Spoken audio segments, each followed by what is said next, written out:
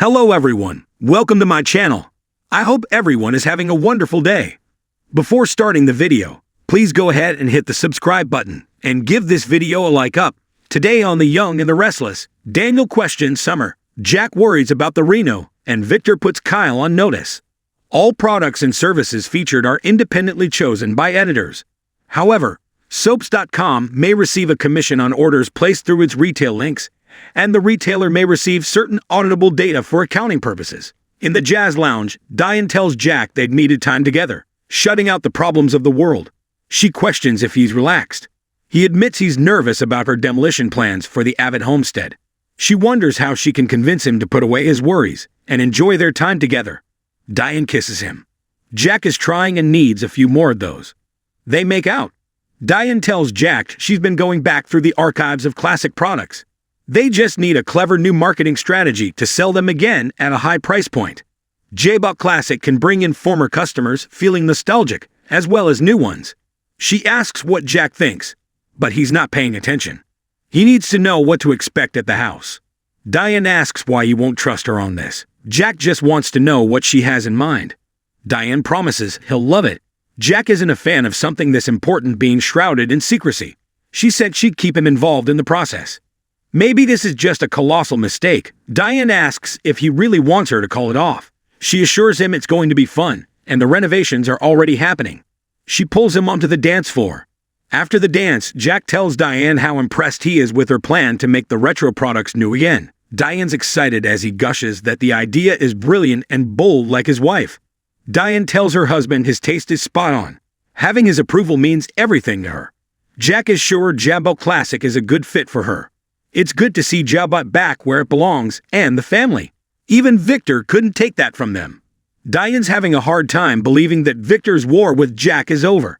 Jack won't let it rattle him. He won't give him the satisfaction. Diane asks if he's not worried. He'll cause problems for Claire and Kyle. Jack likes to think they can handle old Grumpy. Diane wishes she could adopt the same attitude. Jack thinks Kyle learned some important lessons and is a stronger and wiser man because of it. Kyle walks into society and Summer says she was just about to call him. They compare notes on the teacher enthusing over Harrison's diorama. He made sure everyone knew that they worked on it together as a family. They agree it meant a lot to them too. It was fun. Summer learns he's waiting for Claire and Victor. Apparently, he's not coming alone. Nikki's going to be joining them. Summer looks slightly taken aback. Sounds like a big deal. Kyle thinks Claire wants Nikki there as a buffer. They don't need her grandparents' approval. Summer reminds him that her grandfather has his ways of making his opinions known. She notes he didn't have a problem when they were together. She's his granddaughter too. Kyle isn't bothered by Victor's change of heart. He's only doing the dinner for Claire's sake. If Victor doesn't accept him, it won't change a thing for him and Claire. Kyle walks off and Daniel arrives to meet Summer. Her brother asks, "Is everything okay?" Summer insists everything's fine. But Daniel can tell by the way she's looking over at Kyle that something is bothering her. Summer asks if he can believe Kyle is meeting Claire and her grandparents there. They're wasting their time. He won't accept Kyle the way he did when they were together. She has no idea why Kyle's going to so much trouble for her. Daniel isn't buying this. Not for a minute. Summer assures her brother she's not jealous. She feels bad that her grandfather has treated Kyle so poorly. She's not keen on Claire, stoking the fires. Kyle is asking for more trouble if he continues on this path with the former nanny. Daniel tells Summer she's radiating mom vibes right now. Summer gawps. As much as she loves their mother, she's cringe when she gets on one of her dog with the bone kicks. Daniel hopes the warning is enough to keep Summer in check. He asks if Summer has heard from Phyllis. He's been calling and texting and hasn't heard back. She asks if this is about the job offer from Billy. Daniel says he accepted it. At the ranch, Victor thanks Michael for coming by. Michael's happy to be trusted again. Victor complains that because he and Cole let Jordan out of his cage, she came back to endanger his family. Michael says it was his responsibility to watch his back.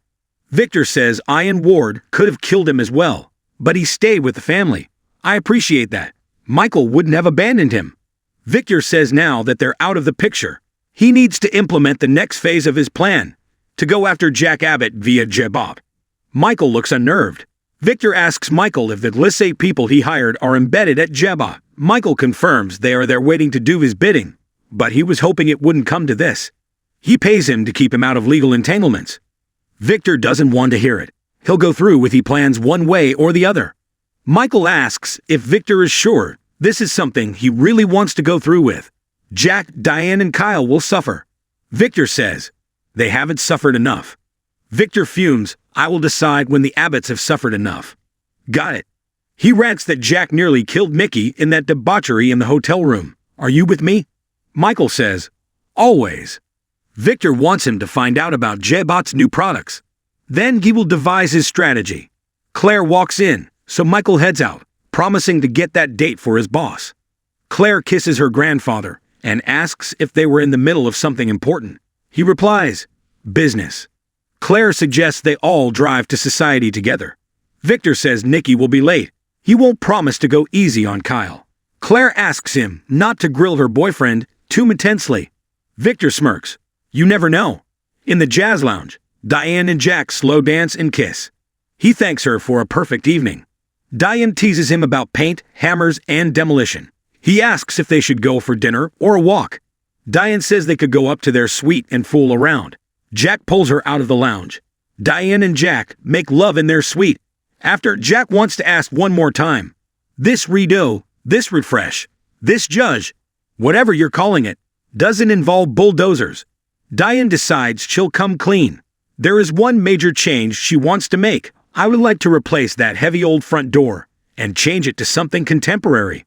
She wants to make retro current, just like a J-Bot classic. She proposes a revolving door. Jack scoffs, ha ha ha, you got me again. He'll shut up about the house. Diane will keep his mind off the tear down. He says that's not funny. They start making out. At society, Daniel is surprised Phyllis hasn't told Summer about him joining Abbott Communications.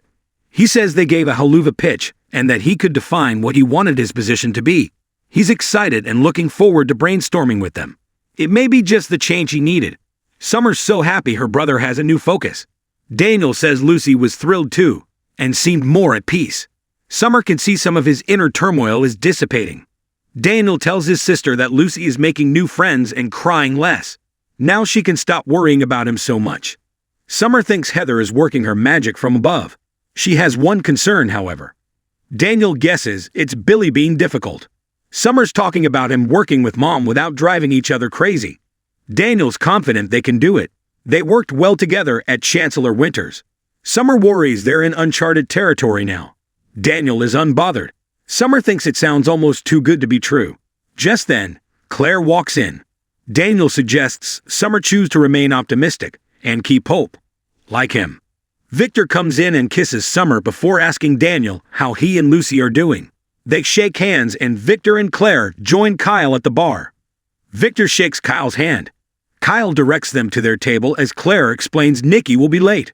Across the room, Daniel tells Summer, who is watching, that she's radiating Phyllis vibes again. She says she's just noticing how miserable Kyle looks. Daniel asks why she cares if she's not jealous. At Kyle's table, he talks up the menu specials. Victor tells him to dispense with the small talk and get to the point. Across the room, Summer tells Daniel that Kyle is the father of her son. That's why she's concerned. Her grandpa will do anything to get his way. If he hurts Kyle, it could hurt Harrison as well. This is not romantic.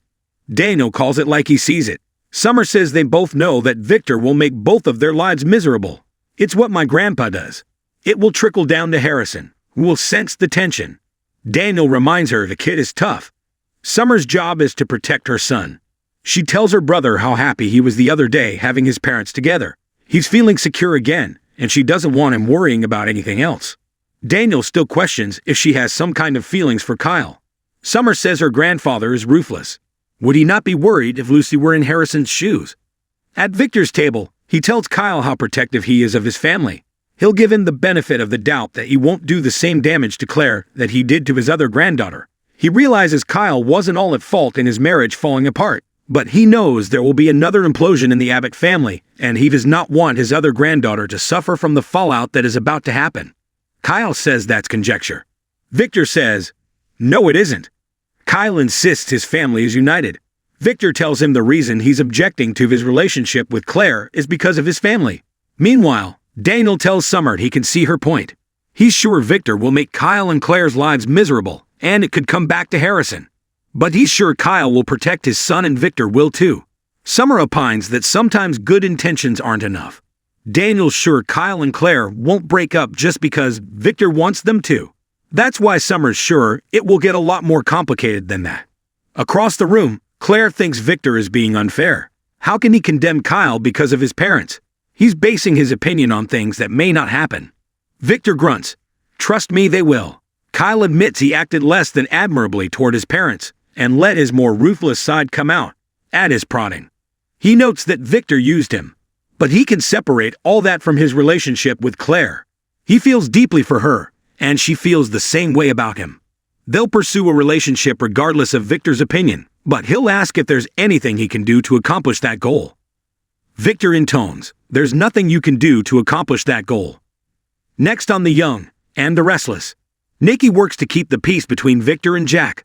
Michael shares a secret with Lauren, and Summer makes a tough decision about Kyle.